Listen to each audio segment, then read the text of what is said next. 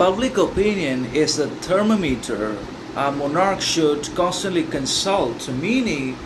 in order for a monarch, dictator, authoritarian leader to develop and to basically sustain power and maintain position for very long periods of time, he constantly has to monitor, evaluate, and examine not just his own speeches, words, and opinions, and his inner circles and generals and leaders, but he also has to constantly consult and examine and obviously evaluate and scan the opinion, thought, perception, judgment, and assessment of his subjects and peoples and citizens as well, whatever you want to call it. So, public opinion in the particular society constantly has to be monitored and consulted and examined by the monarch, dictator, communist leader, or authoritarian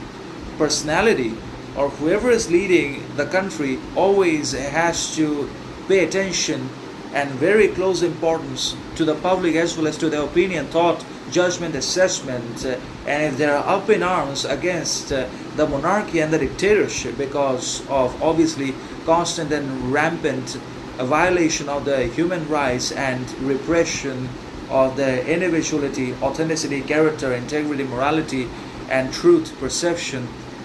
and oppression based on religion and resistance. And obviously resilience, and if there is also always a rampant and uncontrollable corruption, injustice, inequality, poverty, unemployment, and inflation, and lack of resources, food in the society for all the people, the subjects, all the citizens, then there will obviously be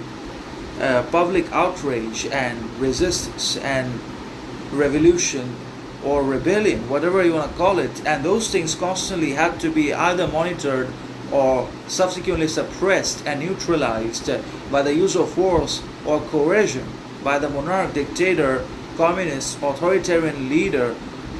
whosoever is in charge or in power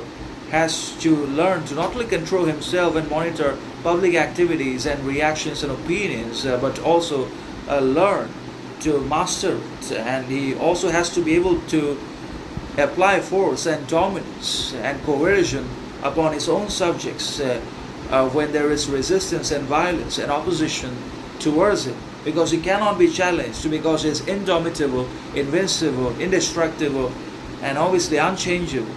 So that's how it works. So in order for the monarchic